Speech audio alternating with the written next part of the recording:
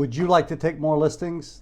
Of course you would. Hey, I'm Dan Forbes at Xcelerate Coaching. Let me share an idea with you that will help you. It is an idea that is absolutely guaranteed to work. So here's the idea.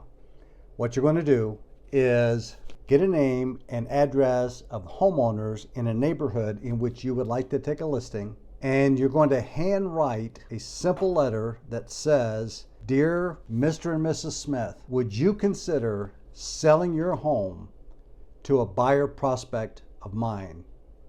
And then simply sign it, hand address the envelope, put a stamp on it, and mail it. When I've done this, I'll send out about 20 letters a day. So here they are right here, ready to go out.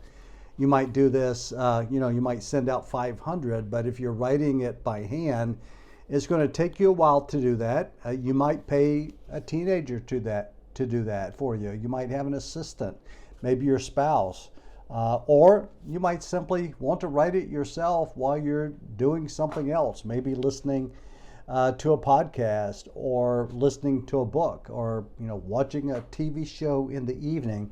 20 letters a day with simply one sentence isn't too difficult to do, and I guarantee you that you will get results. Every time I've done this, I've taken a listing or two. So it's going to depend on how many letters that you send out. If you send out 500 letters, you're probably going to take maybe 5 listings from that. I don't know how many calls that you might get back.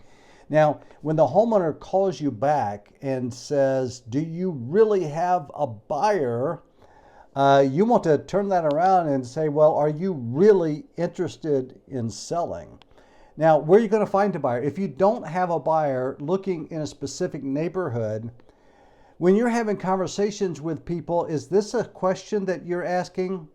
Hey, if I could find a really good deal on a rental property, would you be interested in knowing about it?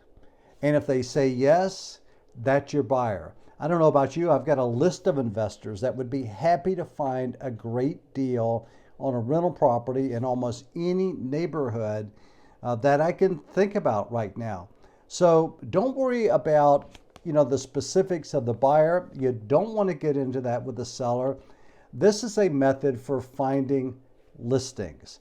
So when the seller calls you, you want to go over to the property, you want to take a look at it, you want to discuss with them maybe a one-day listing agreement so that you negotiate the commission with them and what they're going to pay.